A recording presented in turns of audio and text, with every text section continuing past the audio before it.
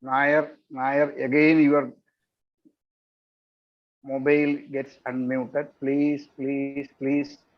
Again. You check out what is happening there. So, this 4 programs for eminent personalities on very current topics. We are beginning with Professor K.N. Nainan, former Deputy Director VSSC, Emeritus Professor in the Indian Institute of Space Science and Technology, an overview of global warming and strategies for its mitigation. I request Google to take over and start the program. Thank you very much. Good evening, sir. Good evening. A very warm welcome and good evening all present here. I welcome you all to the 91st talk of Indian Society Weekly Webinar Series. Today, the talk is organized by IEEE Kerala Section, the Institution of Engineering India, Kerala State Center, Inter-Society Trivandrum Chapter, Computer Society of India Trivandrum Chapter, Project Management Institute Kerala Chapter, Institute of Electronics and Telecommunication Engineers, Vaikam Molvi Foundation Trust, Trivandrum. IEEE Engineering in Medicine and Biology Society Kerala Chapter, IEEE LMAG Kerala Chapter. So today we have with us Dr. K.N. Nanan, our former Deputy Director VSSC and Emeritus Professor Indian Institute of Space Science and Technology. Sir will be giving a keynote on the topic, an overview of global warming and strategies for its mitigations. Now I welcome Rashida Shaju to deliver the welcome address.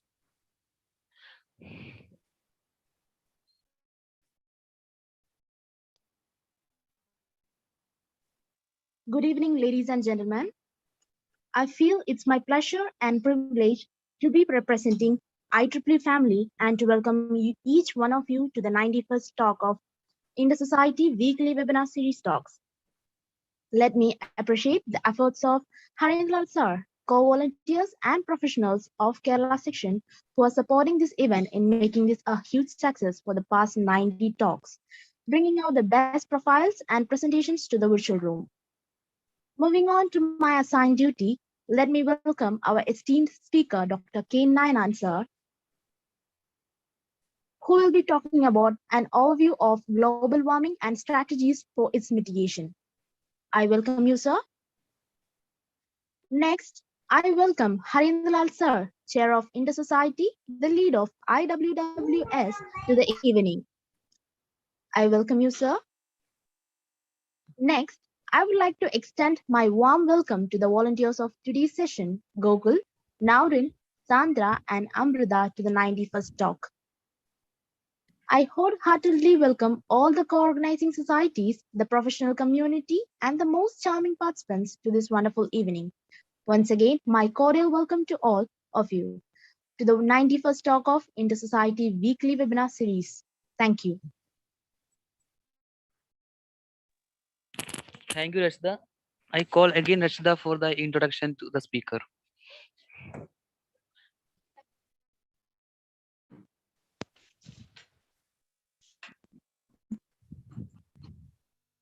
Once again, hello, good evening, Rashida. one and all. Am I audible? Yes. Good evening, one and all. Today we have with us our honorable speaker, Dr. K.N. Nainan, to deliver a keynote on the topic and overview of global warming and strategies for its mitigation.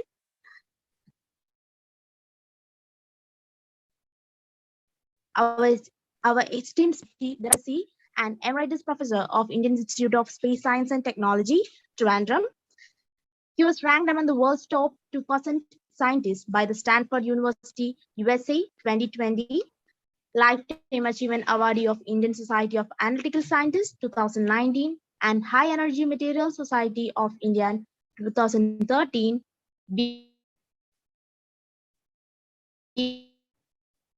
BSc, MSc, and PhD.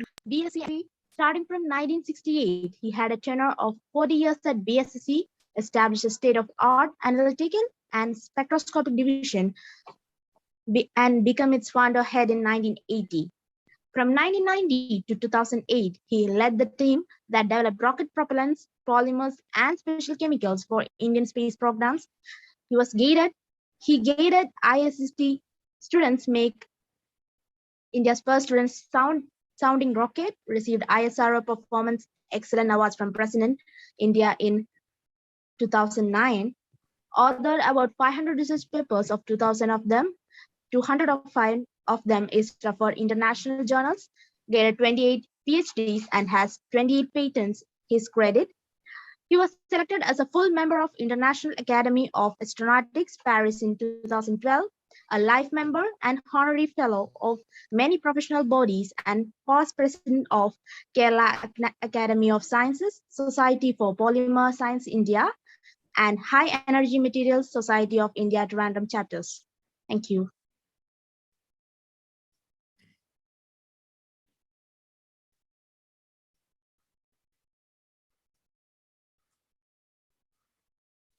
Should I start now? Google. Okay. I invite Yes, sir. Dr. Okay, please go ahead. Now I hand over to Mr. Dr. K. N. Ninan sir to present today's keynote on topic. Thank you. I hope I am audible to all of you. Yeah, that's right. A very good evening to all who are listening to me. And also a very, very happy New Year 2022 to all of you. My profound thanks for the nice words of introduction by Rushda, and also for the kind invitation to be here today by Mr. Harindran. I consider myself privileged to address this August gathering again in a span of 1 year. I compliment Mr. Harindran and other organizers for selecting this topic, which is one of the most contemporary and also the most relevant one. I think I will directly go to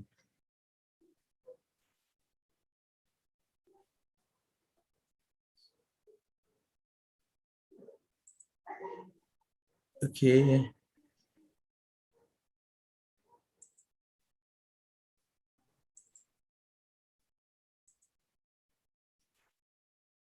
Is it coming full screen? Yes. Full screen? No, full screen is coming, right? Yeah. You can go Okay, ahead. very good, very good. So this is one of the most contemporary topics of the day. It's also a very popular topic. So I am slightly at a risk because everyone knows something about the topic. However, nobody, including me, knows the entire topic. Therefore, it's my endeavor to give you a bird's eye view of some of the most pertinent facts which everybody should know. At least that is what I think. This is indeed a very vast topic, so I will have to go a little fast. So I will request your undivided attention. So I will start with a question. Why do you want, or why do you think that all the world, the entire people, should combat against global warming? The answer is it's a disaster that will destroy the earth. It's not my word, but the word of one of the greatest scientists of today, of this century, Stephen Hawking, who classified 3 disasters, global warming, nuclear war, and genetically engineered virus, as the ones that will destroy the earth, which will make people to seek their home elsewhere in the universe. Well, he has told that because of his own experience, at least what he has seen, and also what he could predict. For example, the European summer in 2003 killed, you may be surprised to know, the advanced country like Europe killed 50,000 people in one single summer, because the peak temperature at that for that summer was 40 degrees centigrade. for which the Europeans were unprepared, neither their home nor their physically. Similarly, the atomic bombing in Hiroshima and Nagasaki killed 1.2 lakh people on the day and another 1 lakh due to radiation. He forecasted about genetically engineered virus. Let us pray and hope that the COVID-19 is not one like that. But nevertheless, as on the last Christmas day, 5.414 million people on the earth have died because of the COVID.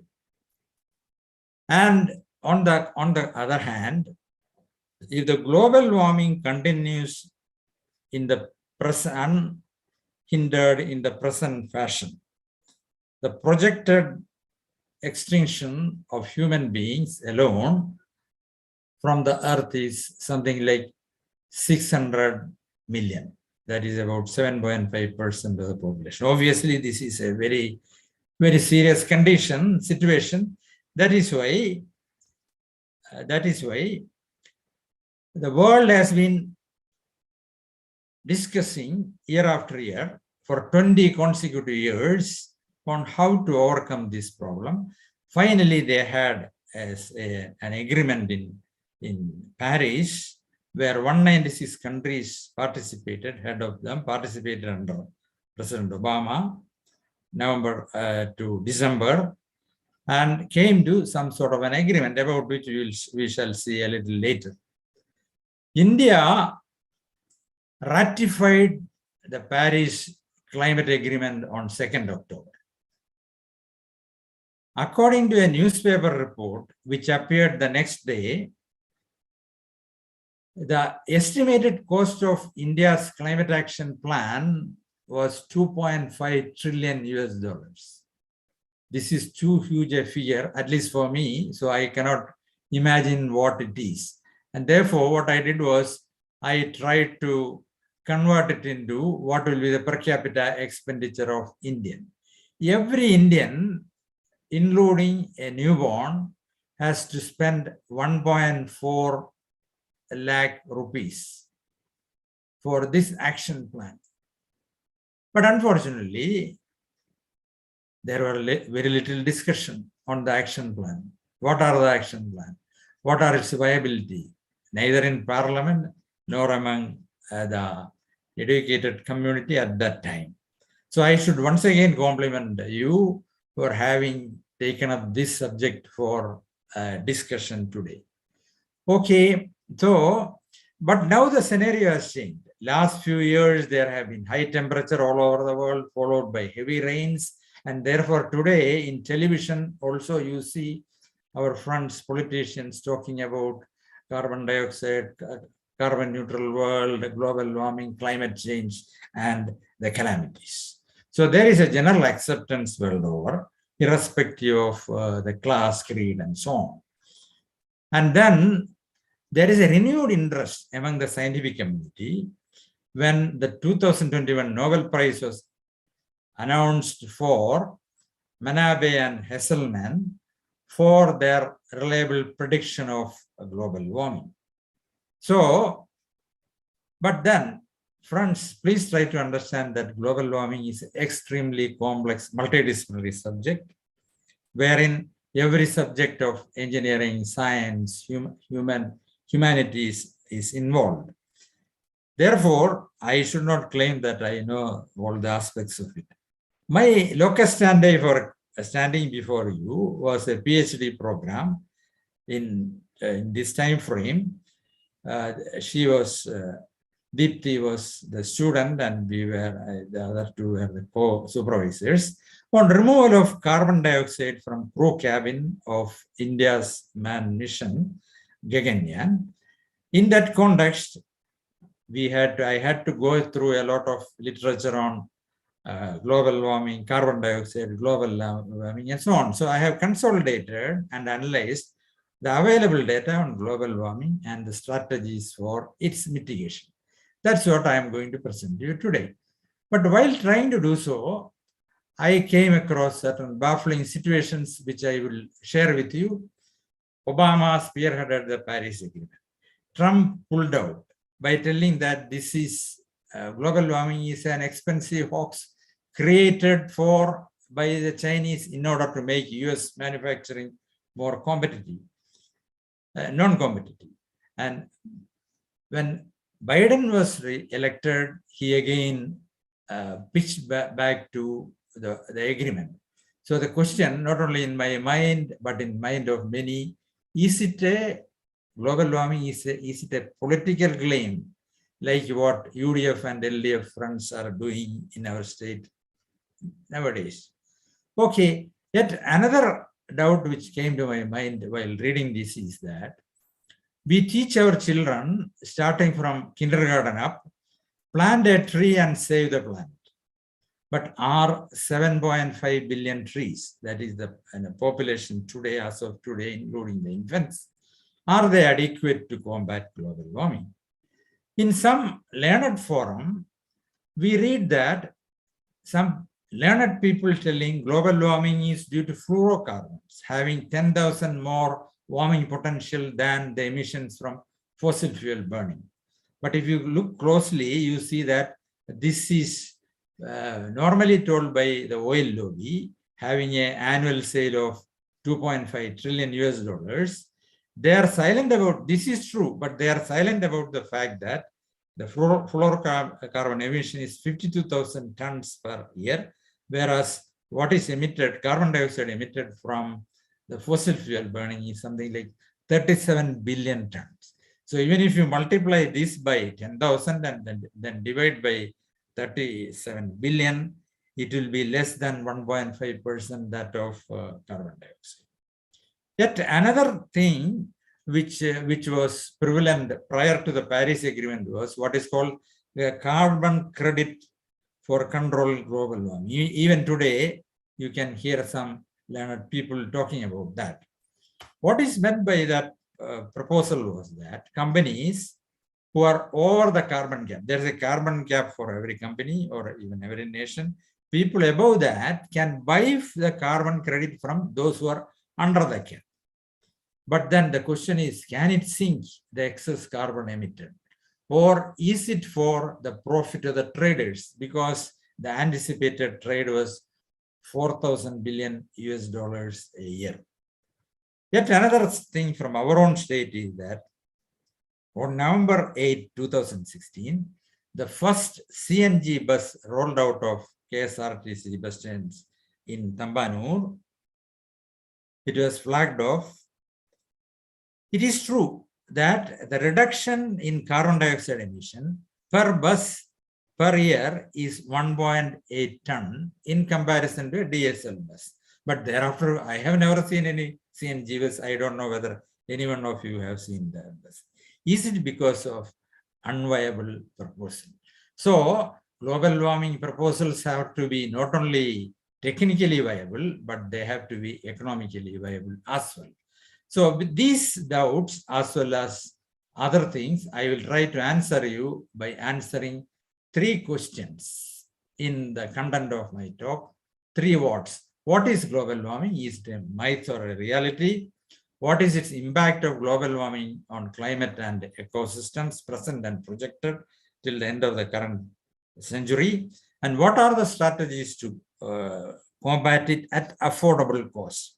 Of course, to know that, you should know what are the reasons for global warming and what are the methods to prevent global warming. So let us take the first question. Is global warming a myth? The advocates say that the past 10 years is the warmest decade and 2020 is the warmest year on record. But the critics say that the warmer summers are equally cool winters as the current year winter in the North India. In fact, this is what Donald Trump said. It's freezing in New York. Where the hell is the global warming? But then, under that circumstances, as scientists and engineers, we should look at a rational approach. What is a rational approach?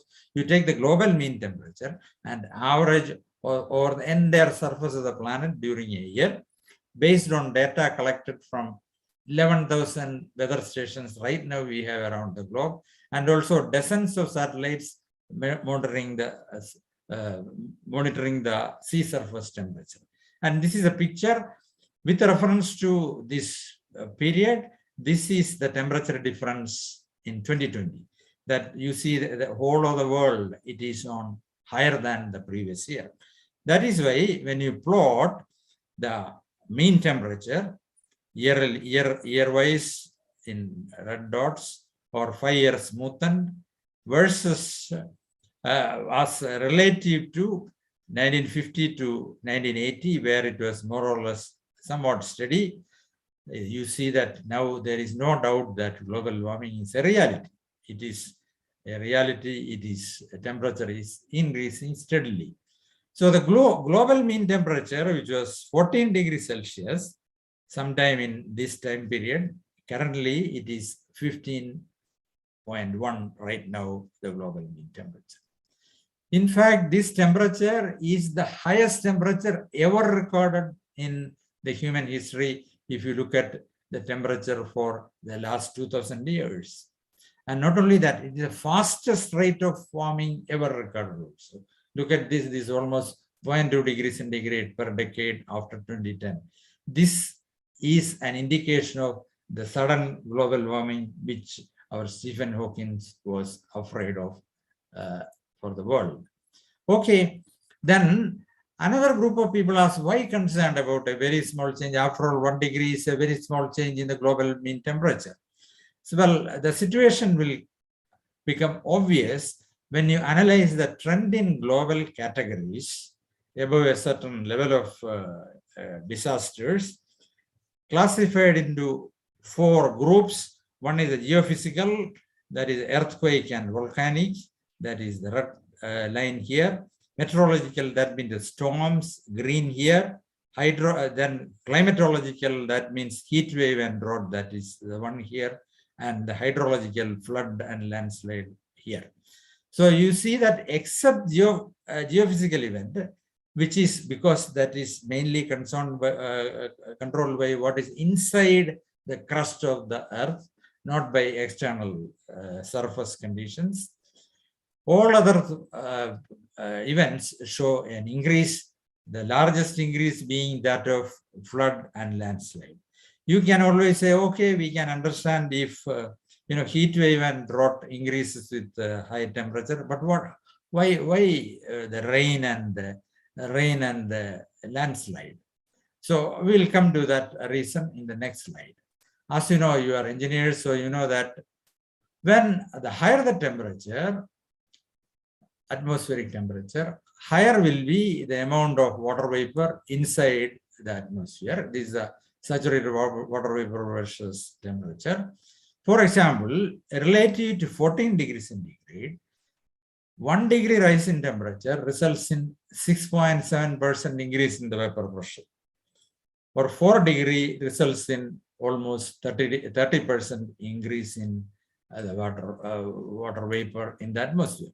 Therefore, when it condenses as rain, it is a very heavy rainfall. In fact, there has been very heavy rain and flood after 2000. For example, in Kerala, we thought that we are in an air-conditioned state. So that's why we call it as God's own country. But then the temperature of several parts of the state went to 42 degrees centigrade in 2019, and there were even 3 cases of death due to sunstroke. But then in 18 and 19, there were tremendous flood. And in 18 flood, 483 people died. Then our Pandit said that, okay, this is like, that whole we say in Malayalam era, oh, this will happen only after 100 years. But then what happened in this year? The whole thing repeated, not only from Kerala, but from Kerala to Kashmir. This is in Kashmir, everywhere in India. Not only in India, this was the phenomenon all over the world. Siberia, which is one of the coldest countries in the world, the June temperature was one of the days, it was 38 degrees centigrade. This was followed by severe flood in the west. This is Belgium street, German street, China, heaviest rain in 1,000 years, and in USA. Okay, friends. So that is it. Now let us look at the actual thing like direct effect like heat wave and forest fire. You know, the drought, the death due to drought in India was about 17,000 from, that is believed to be underreported, because how many on the street die because of the heat wave, there is no clear-cut estimate. This might have been much more, but you have seen that in one summer in the Europe, 50,000 died. Okay, but then the drought, you see, this is type of picture you see almost every now and then the newspaper, so we have become insensitized to these people, this type of situations. But 55 million, as per the World Health Organization report, 55 million people are affected globally by drought every year. That leads to low food production and water scarcity. In fact, by 2025, half the world population will be living in water-stressed area. Already in India, in some districts, we are in the Marathwada district. A couple of years ago, there was only one well which had water, and therefore this was a rush there. But another important thing, what is happening is the forest fire. You know, Australian forest fire, which happened last year, a year before last, killing 1 billion animals and the loss of 5.4 billion. Yet another important consequence due to global warming, which is an indirect one, is the rise in sea level. This is what is inferred and this is what is satellite recorded. That happens because when temperature increases, the density of water reduces and therefore the level increases. Likewise, when temperature increases, there is a melting of ice, and that also adds to the volume of water. For example, 50 gigaton, 50 billion ton of Arctic ice has already melted, and there is a reduction of 1 million square kilometers of ice coverage in the sea. Our satellite picture shows clear 20% reduction in Himalayan glacier, and this is a picture you would have seen in your most of a couple of years ago. This picture was in some of our calendars, which we are seeing in our offices. Okay, so if this continues like this, it is expected that by 2100, the temperature can be as high as 4 degrees. In that case, the anticipated level increase in sea level is 1 meter. Many places will disappear from the world map, and millions will get displaced or will get perished. For example, cities like Mumbai, Calcutta, Cochin will not be there in the world map. So you look at Mumbai, from Colaba to Thane, it will be totally underwater. This is the gateway of India today, but with this type of rise, this is a situation. So is the case with Calcutta. You may think that I am living in interior part of Kerala, nothing will happen to me, but look at that situation.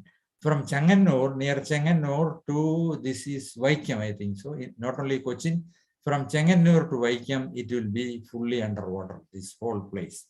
Why the famous London, Westminster Bridge will be completely covered, Westminster, 1/3 of the Westminster Palace, and then also our tower, all these things will be underwater. So addition of man and animals to such change in climate is doubtful. Already fronts 10% of the species existing prior to the 18th century have already disappeared. Now, how to prevent that? The first thing is to understand the root causes. There are 3 causes for the change in the radiation balance of the Earth, which will result in the global temperature change. First one is changes in the incoming solar radiation, which is natural. That is what is called Milankovitch cycle. That means there is a regular variation in the eccentricity of Earth's orbit around Sun from this shape, one extreme to the other extreme, but it takes about 100,000 to, that means 1 lakh to 4 lakh years for one end to the other end. The precession, like the spinning, changes from one end to other, that takes about 24,000 years. And there is a tilt angle from 21 degree to 24.5 degrees centigrade. that, sorry, not centigrade, degrees, that takes about 40,000 years. In other words, friends, the net change in global mean temperature because of this natural phenomenon is something like 0.0008 degrees per 100 year, much slower than the present global warming, which is roughly 0.2 degrees centigrade in a decade. Okay, second one is, of course, the solar flare cycle, which happens 11 months in 11 years, but this is not in line with the linear trend of global warming. So the second phenomenon is change in fraction of the solar radiation reaching the Earth, either getting reflected or being absorbed by the aerosols. Reflection will result in cooling, and absorption will result in heating. This is both natural as well as human-induced. For example, the cooling, the tropospheric aerosols result in the formation of the cloud, which will make the Earth cooler.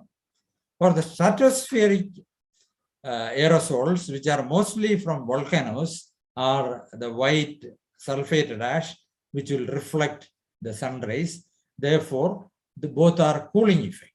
Whereas the heating effect is due to black carbon soot from combustion, which absorb radiation, warming the atmosphere. So increased air traffic and also our stub burning of our vegetations, those things all give a lot of soot, and that will result in the combustion. So what is the net effect? Net effect as on today is, it is cooling. This is cooling part, this is heating part, and this is the cooling part. But the most important thing is the third one, which is the change in heat radiation being absorbed by the atmospheric greenhouse gases. The famous mathematician Fourier in 1820 calculated the global mean temperature as minus 18 degrees centigrade, whereas the measured is 14 degrees centigrade. So the plus 32 degrees centigrade is, he postulated that it is due to global greenhouse effect of the atmosphere. But he was not knowing what is that greenhouse effect due to. That it took another 50 years by the famous chemist Arrhenius to postulate that this is due to carbon absorption of the heat radiation by carbon dioxide in the atmosphere. Many of you know, but for the benefit of the students, you know, the sun will warm the earth, and then the warmth is equivalent to, that temperature is equivalent to infrared radiation at this region. Most of it will get away back into the atmosphere, but there are certain species in the atmosphere which can absorb it and therefore retain the heat, and that results in the global warming. Okay, but now we know that atmospheric carbon dioxide, which is 421 ppm, cannot account for the 32-degree increase in temperature. It can account at the best for about 2.5 to 3 degrees only. So where is the rest of it? The rest of it comes from 5 global warming gases, greenhouse gases that keep the earth warm to sustain our life. Without them, we will not have been living on the earth. Is water, carbon dioxide, methane, nitrous oxide, and chlorofluorocarbon. Water is the largest contributor. Friends, again, I am repeating, water is the largest contributor, 90% of this heating, but it is a condensable gas. And it has got a short atmospheric life of about 10 days. It does not, therefore, it does not lead to the continuous increase in temperature, which results in the global warming. Therefore, water is not treated as a greenhouse gas resulting in global warming. Global warming is due to non-condensable greenhouse gases, namely carbon dioxide, methane, nitrous oxide, and chlorofluorocarbon. Now, let us look at, we have great scientists who have told us how to calculate and apportion the various effects. People have done that. Human forces due to anthropogenic, that means human-made greenhouse gases, solar, then due to natural variability like El Nino, and then volcanoes, they have calculated, and this is a type of picture. And then it is found that during this year, span of this year, what happened? that solar, which we talked about, the first one, it is very, very negligible. Aerosol, right now it is negative. Natural variability like El Nino, it is plus minus, but it is the human source, anthropogenic greenhouse gases, which contributes to 1 degree rise in temperature, almost the entire thing. Now let us look at the atmospheric concentration of these gases. Carbon dioxide 410, this is shown in ppm, very, very minuscule quantity in comparison to this. So for the convenience, this is converted to ppb, parts per billion, this is parts per billion, and this is so low that I have converted to part per trillion. That means 1 part in a trillion. So this is how the concentration has been increasing over the last 50 years, carbon dioxide continuously, about 23% increase. Methane, this is in ppm scale, whereas this is in ppb scale. This is a scale. Methane has increased, then slightly level, again it has picked up, about 19% gross. And then nitrous oxide, this is again ppb, 300 to 330 scale. This is about 10% increase. Chlorofluorocarbon, because of the ban of CFC 12 and 11, it has dipped after 1995, but the other fluorocarbons which have come in its place, they have taken over the place. Okay, now to get a full idea about it, we should know about what is called the global warming potential. Even though their concentrations are this much different, there is another factor which we have to consider, global warming potential. For example, 1 molecule of methane or 1 gram of methane can absorb 55 times the heat as a carbon dioxide molecule. And therefore, these are the global warming potential of the gases. And this is multiplied by this.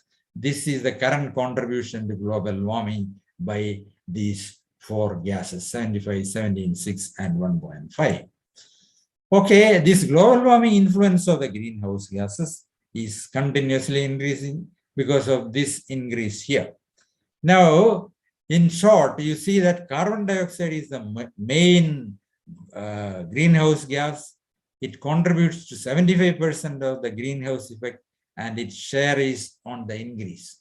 Yet another thing which you may kindly note is that in the case of this carbon dioxide, it's a major contributor is from fossil fuel, for which we may have a control, whereas methane and carbon nitrous oxide, its major contributor is from agriculture.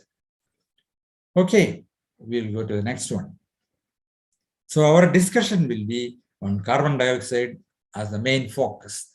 So let us look at, I have to go a little faster now. You see, let us look at the nature's balance of carbon dioxide emitted and sequestered. It's a huge cycle. We see that only 5% of carbon dioxide emitted by man is compared to the remaining, which is emitted by the nature. Nature emits, 770 billion ton of carbon dioxide, 95% is emitted by nature, by land and ocean, by the decomposition and respiration of land and aquatic biomass. That is what is called phytoplankton. And then, but fortunately for us, nature can sequester, that means permanently absorb and convert into the plant matter, the whole of it plus another 18 billion ton here. So man emits about 40 billion ton today, out of which 18 billion is sequestered by the nature. So the remaining 22 billion goes into the atmosphere. There is nothing to absorb it. And that adds to that 22 billion in 5.2 into 10 raised 6 billion quantity of the air will correspond to 4.2 ppm carbon dioxide added in 2019. Okay, then there is a huge reserve of carbon underwater as well as in the soil. If we tinker too much and if we release any of these things, life will become extinct from the earth. But fortunately, that is not happening. Okay.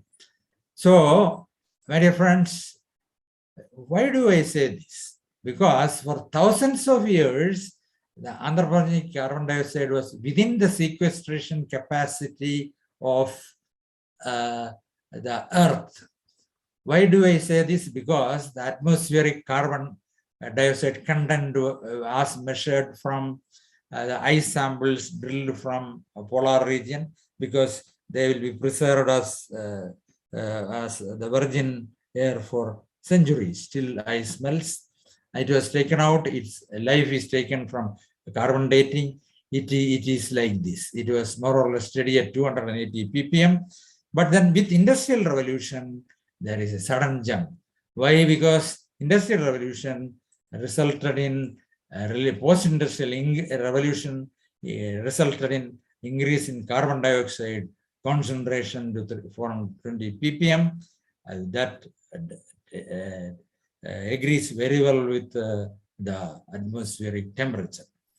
Now, if you look at the entire history of the globe for 400,000 years, at least that much we have somewhat inferred carbon dioxide content. Never it has exceeded 200, 300 ppm. And right now the increase is so fast that what our friend Stephen Hawking is afraid is happening now. Now let us look at what are the sources, then only we can control it. No? One is rapid industrialization and growth of transport. Both of them use solid fuel, which is going on increasing, liquid fuel, gaseous fuel, it is going on increasing. Today, the emission from these two sectors is 33 billion ton. Along with that, we have the catastrophic thing happening of deforestation.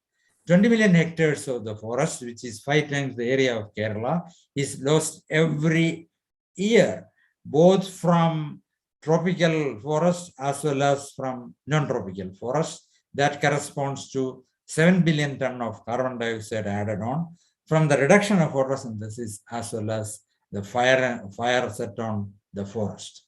Okay, then how to find a solution to this big problem? So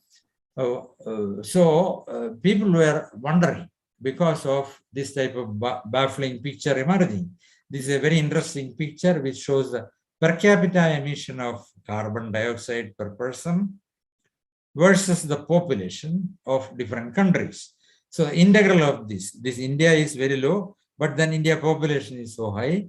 So integral of it will give you the country's total emission, and that this is the situation. The total emission is maximum for China, second ranker is US, and we got the third rank in the emission, India. But if you take it, if you look at the per capita emission, we are very low. We are 1/10 that of the United States. The United States is somewhere here, and India is here. 15 tons, India is 1.5 ton. If you look at the cumulative emission, also India is low. Cumulative emission maximum is US and China is the second rank. So how years people were telling, okay, you reduce the cumulative emitter reduce, per capita emitter you reduce, or country-wise emitter. They were going on fighting among each other with almost 20 years. Finally, the Paris Agreement has come to a solution. Why? Because the best solution is that you decide yourself what you shall do. This is the gist of the Paris Agreement.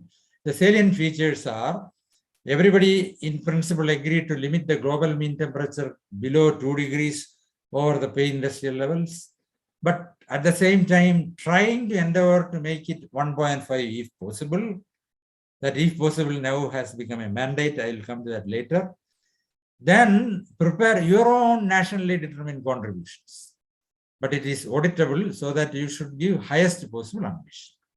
Then you report it regularly, progress made in implementing, as we do in our technical reviews, etc. You report it, and then once in a 5 years you resubmit with a which should represent a progression from the last 5 years, the previous one, And developed countries were supposed to give $100 billion annually to developing countries to combat global warming. But I regret to tell you that they have not lived up to their expectations. So this deal sets a goal of carbon neutral world by 2100 and preferably by 2050. But what happened in between was the globe was warming even much warmer than, much faster than what was anticipated. For example, if you take even the current level, let us assume that we halt our progress at the current level. Per capita emission is 8.3 tons per year. So at the present level, for the remaining 80 years from 2020 to 2000, it will be 750 ppm. The temperature is 3.3. If you, on the other hand, if you assume that the world is progressing and the average progress has come to 50% that of the USA, then the carbon dioxide content will be 990 ppm and the temperature will be 450. This is what I calculated, and it is very close to what the UN projection was. If no action means it will go to 4.5 degree. The nationally determined contributions, it will be 3.5. Only if this is the current level of the emission of greenhouse gas emission. If you want to attain 2 degrees, you have to come down from the current level, still lower if you want to attain the Glasgow revision of 1.5 degree. So, I wanted to report to you that India took a very bold stand in the Glasgow 26th COP, where they said that we will become carbon neutral by 2030.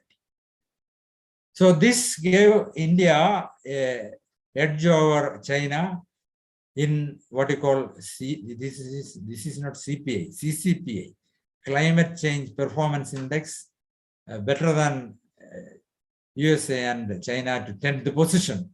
But then it has given us a big challenge also. That is why some of the parliamentarians questions these decisions, like including MPs from Kerala. You know, what does it mean? It means that today you look at the per capita energy consumption of India, which is an indirect evidence of the country's progress. It is only 1/3 that of the entire world average, 1/5 of China, less than 1/10 of the USA. And this is the per capita emission. So we have to find appropriate methods of global warming while providing quality of life to millions. Quality of life, one of the indices is how much power electricity is used by the people. So we have to achieve a different and shift from the beaten track of fossil fuel to newer non-polluting renewable energy sources. This is a very big challenge. That is why India opposed, you would have heard, India opposing phasing down of coal power. India did not agree to phase out the coal power. That means India did not agree to shut down the coal power, but they said that progressively will reduce. Why? Because India's power generation is 55% is from coal. Okay. Now, that being so, we have committed to the world. So let us see what are the strategies for mitigation of global warming. First is remove the carbon dioxide from the atmosphere. Second one is by increasing the sequestration capacity of Earth, both the land and ocean. Second one is decrease the emission to the atmosphere in energy sector, in transportation sector, manufacturing sector, and finally have some newer ideas in radiation management and climate engineering. Now let us look at the first option is to remove carbon dioxide from atmosphere by reforestation. Whatever cut you have planned, wherever it is not there, you do what is called the afforestation, because a tree can sequester on the average, not every tree, but on the average, if you take all the trees over the globe, it can sequester something like 22 kilogram of carbon dioxide per year permanently in its photosynthesis process into the trunk and the root of the tree. And in addition, the tree, as you know, is reduces by blocking air, and tree also acts as one big tree is equal to 10 room size air conditioner, because vaporization causes cooling. You engineers, I don't have to explain to you this. So tree is the best weapon to combat global warming and maintain the carbon neutrality of the world. But unfortunately, let me underline, unfortunately, it is inadequate for the present and projected amount of carbon dioxide. Let me explain. Today's annual emission above the sequestration capacity, as you have seen in a couple of slides earlier, is 22 billion ton. Each tree sequestered 22 kilogram, and therefore how many trees are needed? You take your calculator, you find that 1 trillion trees are needed, additional trees are needed. In other words, 120 new tree per person is needed to sequester this 22 billion ton of carbon dioxide. Where is the space for this? Even if space is available, by the time the tree grows, the whole thing will go on fast. This is a movie, I forgot the name of the movie. Shah Rukh Khan is pulling in this beautiful girl into the train because the train was moving slow. But you imagine that it's a bullet train, as our our people are now contemplating on it. If it's a bullet train, she cannot be pulled in. So what is the way out? Slowing down the greenhouse emission is the only way to pull the nature into the train.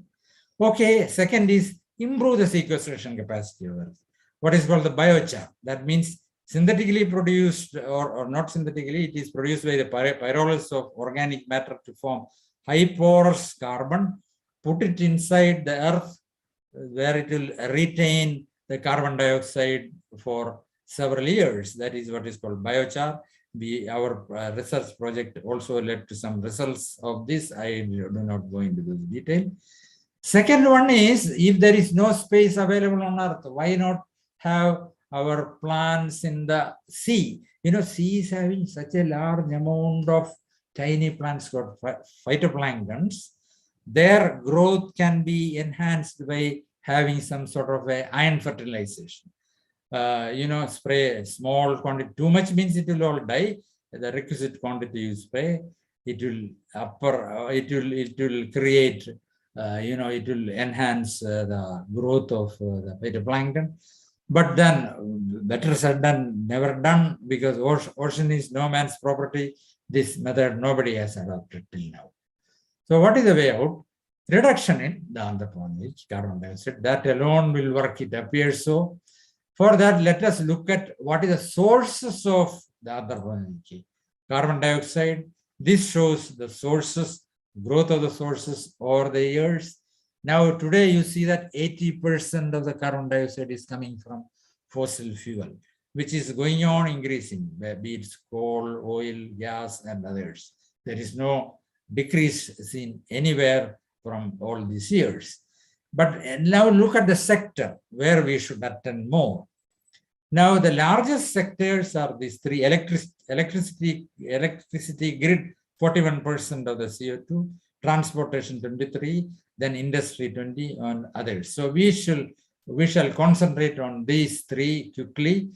Okay, reducing carbon dioxide in electricity generation. If you look at the world electricity generation profile, 38% is from coal, as against 55% in India. In Kerala, we can put our collar up and say that ours is totally green hydel project. But friends, we produce just less than 2% of the electricity what is needed for our country. Okay, so this is a very interesting portion of the slide, which I would like each one of you to attend.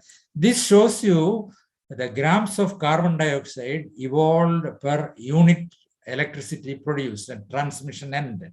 This shaded region due to emission from the combustion of the fuel, and the green region due to emission from the equipment operations.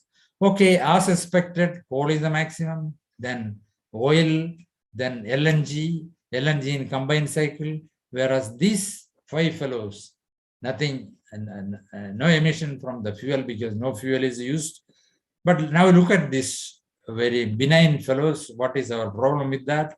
Nuclear energy very low, but then there is limited acceptability, especially after the Chernobyl and Fukushima disaster. In Kerala, we say, okay, you have the The nuclear power plant in Tamil Nadu, we don't mind, but we don't want in Kerala. Okay, like that, if every guy says then how things will be. Hydroelectric, very good, but then there is a limited source, and then there is submerging forest and displacement of the tribal. There is always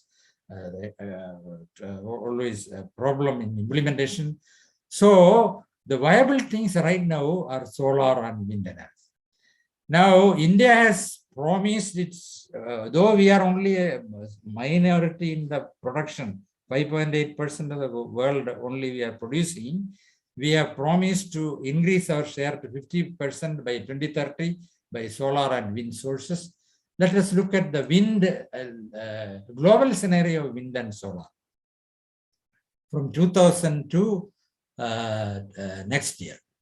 Initially, it was only wind, black is wind, only wind. Why? Because the solar cells were prohibitively costly. Now, thanks to material scientists as well as electronics engineers, the cost of the photovoltaic cells have dropped so drastically that the solar energy is picking up, and it will overtake the wind in time to come. Already it has overtaken the wind energy in the global scenario. In Indian scenario, if you look at our current installed capacity is 382 gigawatt, out of which 55%, 220 gigawatt is from coal, only 10% each from solar and wind. So we want to augment it to 1000 gigawatt in 2030. How do we do that? Let us look at the wind power.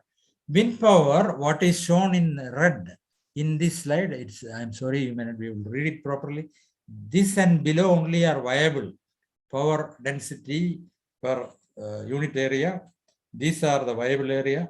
There, India, we have put the solar, wind power mills, and one of the biggest mills is in Tamil Nadu area called Araval Moli. There are so many such windmills are available. But then if you look at our scenario in the years to come, up to 2030, this is currently wind and solar. Solar will take over wind in time to come, and by 2030 it will be, except a small portion, rest will be solar. And this 450 we have revised to 500 gigawatt. Already we are on the job, and then I am very happy to show you this type of pictures. Kurnool Ultra Mega Solar Power Park in Andhra Pradesh, where, it is a 1000 megawatt power plant capacity, installed capacity. But then, unfortunately, we don't have places like this in Kerala, because this plant spreads to 24 square kilometers of area. In Kerala, we have to transport electricity from far off. So limited location availability. That is why I regret to inform you, some of you are at least electrical engineers, our scenario is the worst in the world. 18% is our distribution loss, the lower than the world average, including the African world average. So this, we have to reduce it at least to the world average 8%. If you do that, then it is equivalent to saving in 130 million tons of carbon dioxide emitted. Now let us look at the transport sector. Let us look at the goods transport sector. It's fuel efficiency. That means it is the kilometers or miles traveled with 1 ton of cargo using 1 gallon of fuel. Those is by road. This is road. Next best is rail, and the sea route. Water route is the best. 1:3:8 or 9. But look at the accident, fatality ratio or injury ratio. This is the lowest. 1:22:155 and 1. Therefore, obviously, the barges or the ships are the best routes. Unfortunately, there is no trunk route of river route from one end to other end in Kerala, like a Rhine River in Europe. And also it is a slow process, and therefore it's best suited for non-perishables. Non-perishable. Trunk route, obviously rail is the best. and short haul road is the best. But if you look at what is happening in today, it's not very satisfactory situation. India only 36% goods transportation is by rail, whereas 50% USA and China. So there is a need to have faster and more efficient good trains, but unfortunately it is a question of money. 10% times it costs the rail tracks cost compared to the road. So there is a need for rejuvenation of waterways, especially in Kerala. Similarly, if you look at the water transport, passenger transport, this is an interesting slide. Don't have time to explain it fully. If you look at this, at the topmost, the poorest of the whole fellow is a large car with high mileage for 5 miles per gallon. But the best fellow is bus and rail. That is expected because passenger carrying capacity of one train is that of 10 bus, and one bus is that of 10 car. So but we need, see, this is the current our India situation of bus and road transport. We need more convenient and safe public transport. I added safe public transport because we should not have Govindachami type of situations in our train. Then I cannot send my granddaughter in the train now, no? So is all of your situations. What is available in Singapore type? Of course, this is the richest country. It's only a theoretical feasibility. At least let us try towards that. Metro trains every 5 minutes. Immediately connecting, there is a bus. And then there's a cycle stand where people can come in. So in Kerala, especially for Kerala with 117 road accidents and 12 deaths every day, we should have more trains with good bus connectivity like this. And more than that, we should have good roads, bypass roads. Because if there is a 10% increase in the mileage, the road alone will result in a saving of 1 million ton of carbon dioxide per annum. Okay, friends, this is another point. Now there is a big fancy for, this electric car by telling that is a very non-emitting car. Of course, you may not emit in your car, but what about other places? For example, if you are using an electric car with charge from a grid, coal grid, then your carbon dioxide emission is only minuscule different from what is coming from a small car. The real advantage will come only if the charging is from a grid which is powered by the solar energy. Now let us look at why not then have a green fuel itself for both for transport and energy sectors. Let us compare 5 major fuels: coal, petrol, ethanol, biofuel, methane, combustion natural gas, and hydrogen. This is an interesting criteria. That means carbon dioxide emitted per million joule of the energy. 100 here, 68, 64, 49, and 0 hydrogen. So obviously hydrogen is the best fuel. Of course, there are disadvantages like low density and its low boiling point. But then hydrogen, again, whether it is good or bad depends on the method of making it. For example, currently the industrial method of making hydrogen is steam reforming of naphtha. Every ton of hydrogen produced will have 7.3 ton of carbon dioxide emitted. If you use, like in the case of car, if you use coal grid energy electricity for electrolysis of water, then the net carbon dioxide emission will be more than this. So hydrogen energy can become green only if it is electrolysis by solar electricity or by photoelectrochemical splitting of water. So this is the cycle: split it, then convert it into cell, fuel cell, and then use it for the electricity generation. Because by the mechanical, this thermal to mechanical to electricity, it is less efficient. You are engineers, so you know that. But in my last presentation, some 6 months ago on the same subject, I have shown a red bus from London Street in this electric bus. Today, I am proud to present to you an Indian bus. It is a Tata's Indian bus by IOC. The fuel cell also will shortly be of India. Now, the last part of my presentation, industrial sector, how to minimize. of course, there is no universal rule. It depends on the industry concerned. So let us take two major industries where the emitters are maximum, like cement and iron and steel. The iron and steel industry emits 2.6 billion ton of carbon dioxide annually from its annual production like this, because it is produced by the reduction of iron oxide using coal, whereas cement industry emits 2.3 billion ton of carbon dioxide per annum because of the decomposition of the lime. Here, of course, we can have hydrogen, but what for the reduction, but what about lime? The answer is not clear. So from the linear economy of take, make, use, and dispose, as what we are doing right now, reduce, recycle, and reuse, that can save the precious raw material and also reduce the greenhouse emission. Yet another very novel concept, I don't know how many of you have heard about it, that is what is called the geosequestration of carbon dioxide. That means carbon dioxide, inject carbon dioxide in supercritical form directly into the underground high porous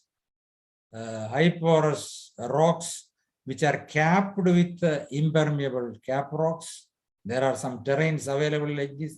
You establish your industry in this position or power generation in these places, and then like that sequester it under the underground. So there is also, of course, non-industrial waste also gives carbon dioxide. For example, 12 billion ton is the waste like that.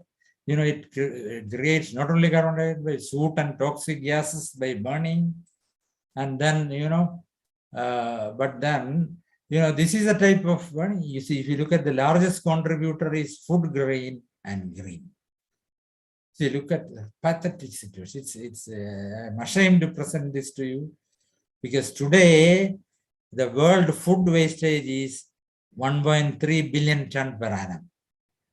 In a world where 1 billion people are starving in the world. Similarly, the plastic wastage, blocking all the canals. So reduce, reuse, and recycle. That is the way out. Lastly, for the engineers, you know, radiation management and climate engineering. Why not? This is a fantastic idea. According to me, it's a quixotic idea, impracticable right now. You have large space mirrors deployed in the stable, in the geostationary orbits, reflect the sun ray away from Earth when it is hot and reflect it down to Earth when it is cold. Look fantastic, is it not? But then look at the cost. Today, the launch cost is 25,000 US dollars per kg into a geostationary orbit. Another one is radiation management. Have, instead of volcano, using the aircraft, you spray aerosols, white aerosols, which will reflect the sun ray, or carbon dioxide capture. Earlier, you have seen how the capture is occurring underground. Now convert it into carbonate or sodium carbonate or bicarbonate. Friends, global warming is a reality. It's a threat to humanity. Its prevention is a huge challenge, especially to developing countries. We cannot expect help from developed countries, who are mainly responsible for global warming. The 100 billion US dollar promise has not come. Then how they will give the technology to us? We have to develop our own technology. Because they say that their attitude is very clear from what US President said, the former US President. I represent the people of Pittsburgh, not Paris. Sitting in air-conditioned cabin, he says so. But he forgets that he is like in the first-class passenger in Titanic. Because global warming happening, carbon dioxide emitted either from Africa or from India ultimately will reach United States also. So mitigation can be achieved only with a collective effort of all concerned. Global warming cannot be attained by, combated by one country alone. India has to strike, the problem of India is we have to strike a balance between alleviation of poverty and mitigation of global warming. So friends, some of you are youngsters, engineers, scientists, you have to think out of box to find out innovative solutions at affordable cost. Otherwise, our global warming sorry, our mitigation strategy will be only like this. What you see in Patram Junction, poor fellow from Orissa, protecting himself from the sun. Okay, so leaders, policymakers, scientists, technologists, economists, all of us have to work together to attain this goal. Okay, so we need a new model for development which is relevant in India. See, today, if I get a Provident Fund advance or a DA, my first attempt is to go and buy a umbrella, which is a symbol of progress, symbol of status for us. But if you see a man doing like this, we will stone at him. But look at the two scenario. This car emits, this car, if it runs about 9,000 kilometers a year with 10 kilometer per liter range, it will be producing 2,230 kilogram of carbon dioxide, which is equivalent to cutting of a tree. Okay.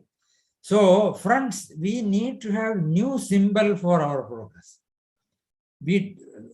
My dear youngsters, we need to have superstars. We need to have wealth generators and job generators.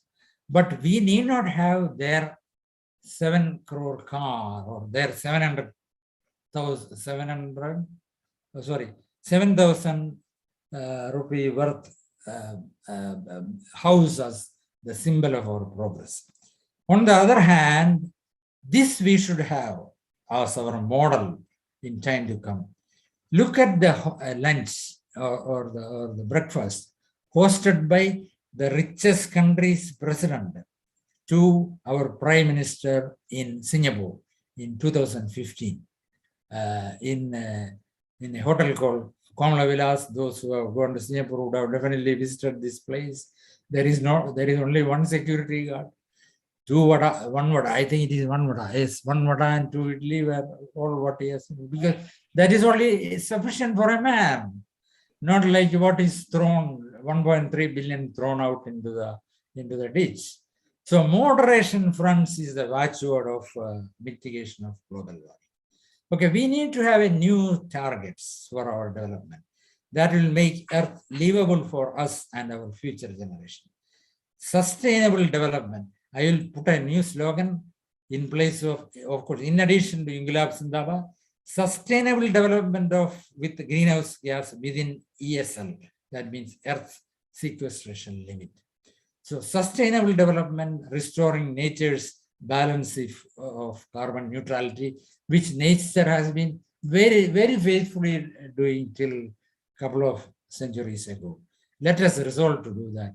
Thank you very much, friends, for your patience hearing. Thank you very much. I think I have taken about 10 minutes extra than what I have told Harendra Lal.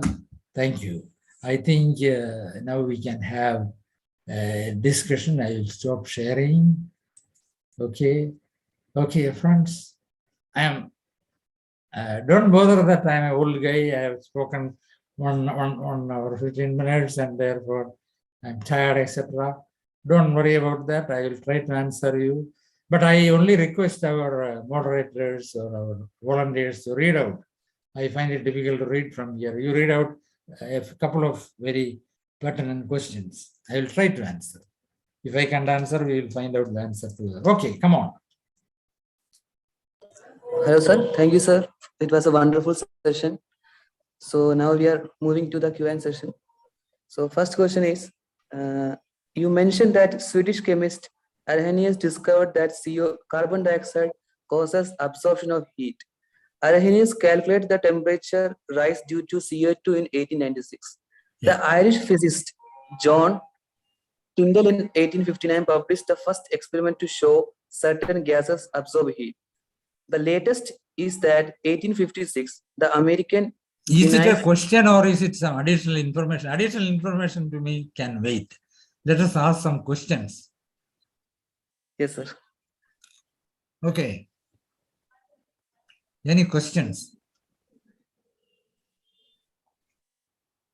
Yes, sir. How you assess India's effort in mitigation of warming in our country? Our country had made a budget to achieve the target. Please share your opinion on our efforts. Oh, yeah. That is what I was trying to tell. Now only the approaches are slowly coming out. In India, the approach is mostly towards solar. In fact, that is a good approach. But unfortunately, in Kerala, we can't adopt this too much except rooftop solar panels, because there are no free land available here. We need large land. I think Gujarat has done a very innovative thing. I heard somewhere they place solar panels over the rivers. Okay, so nothing is happening to the cultivation behind that. So solar is one of the good method, but there one glitch to that is that now the solar panels are supplied, mostly the source of supply is China at the lower rate. Therefore, China can definitely at some time or other can definitely trap us. That's why India government has taken up a solar silicon solar cell project also with it. So we have to go in a non-conventional route. Out of the 4 non-conventional route which I have enumerated to you, idle, lot of opposition, and also there are not many things available. Second one is solar, wind. Fortunately, in the Western belt, there is a lot of favorable areas are available. It is yet to be exploited further. Then in the transport sector is another one, where right now we are dependent on the motor cars and vehicles. We should have more rail traffic and more convenient. But then in Singapore, they are doing it because their population is less than that of Trivandrum. India with such a huge population, we need a very big collective effort. We need a lot of collective effort. But my personal assessment is that though the government have not publicized there, they are slowly doing it. We are moving in the correct direction. Okay. Thank you. Next question.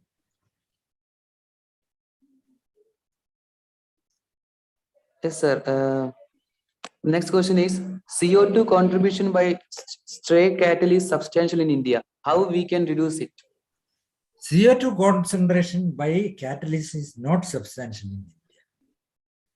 In fact, it is a methane which is relatively substantial from India.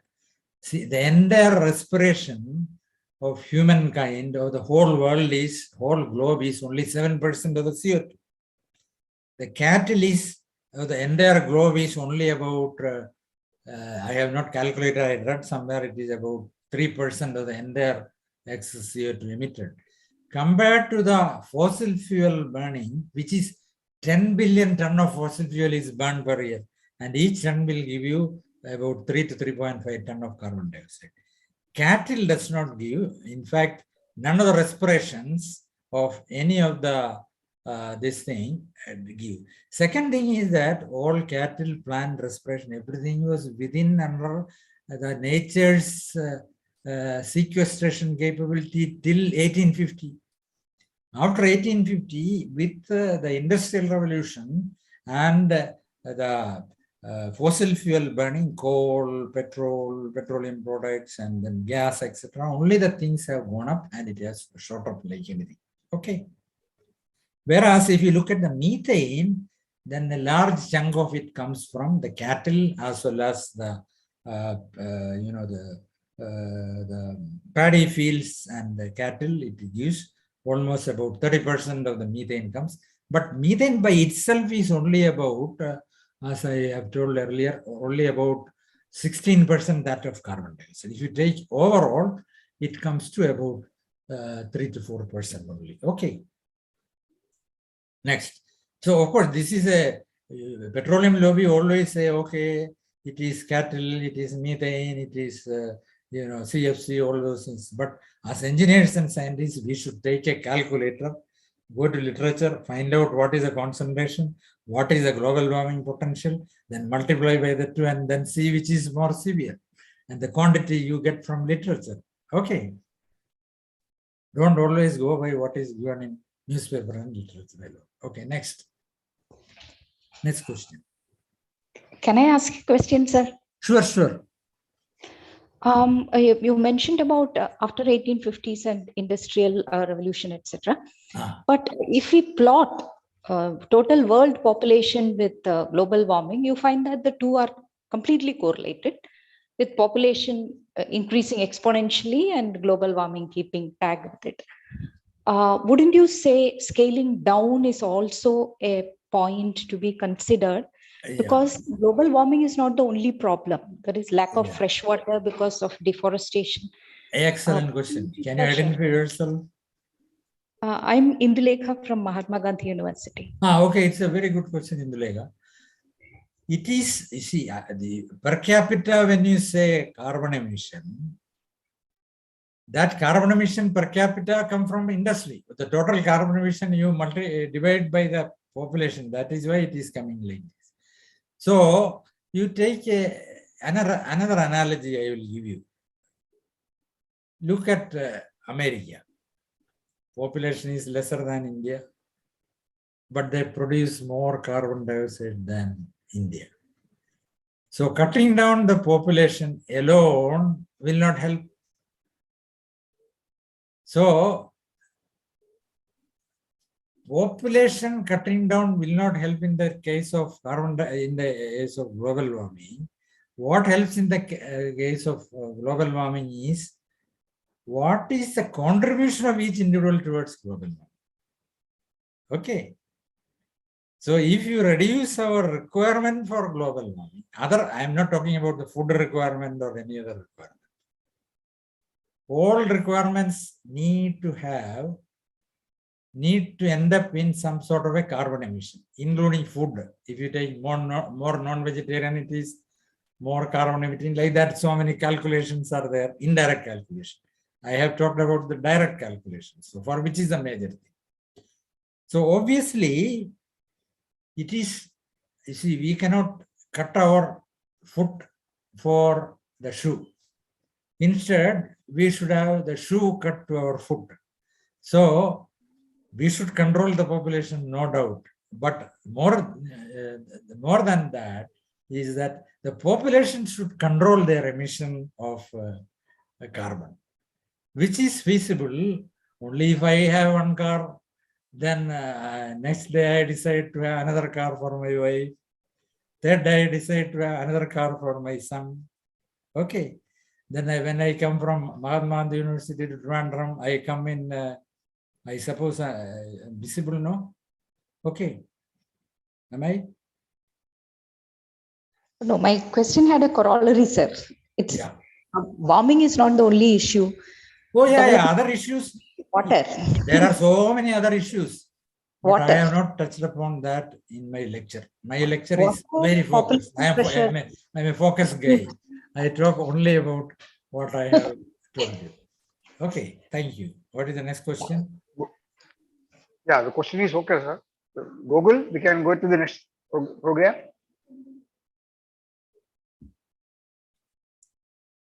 Google. Yes, sir. It was a nice session by Mr. Dr. Kenan in answer. It was very only one thing before I conclude. I know that I have seen some 22-23 people having asked various questions. You can do one thing, some of the organizers, you can collect some of these questions and then mail it to me. I will try to answer some of them.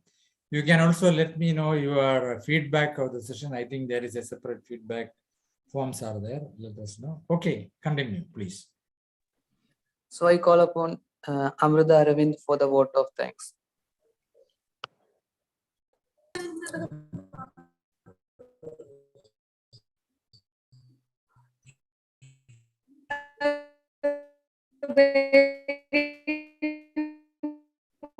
Good evening to all present here. The smooth and seamless conduct of these inter-society webinar talks. I also express my gratitude towards all the inter-society volunteers for conducting this event so smoothly. I also thank all the participants who attended the session patiently and made this event a great success. Thank you all. Okay, I also enjoyed my talk. Thank you for listening to me, bearing with me for about 1.5 hours. Okay. Okay, bye. Thank you, sir. Welcome. Okay, we are ending the session now. Yes, sir. The ending session. Yeah, you can announce the next week's talks, please. Google. So the 92 talk of Inter-Society Weekly Webinar Series is on the topic Frozen Coconut Oil Pour of the Lion, the Rumble of Arabian Sea, Tale of Urban Growth. The speaker of that topic is Mr. Professor Uday Shankar, PhD, University of Alabama in Huntsville, which will be conducted on next week on 12th Wednesday.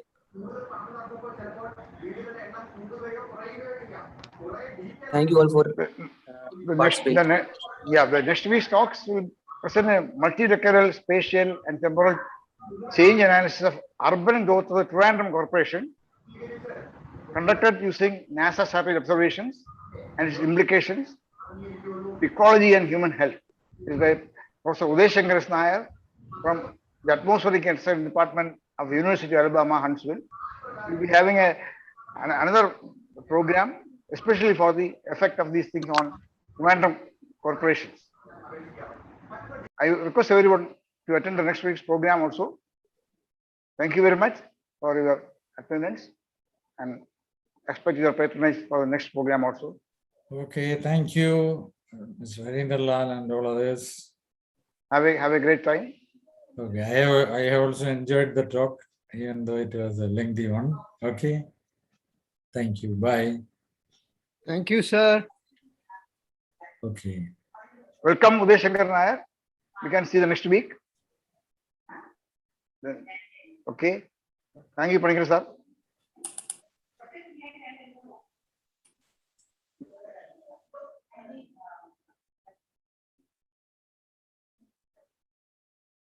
Yeah, the MC may close it.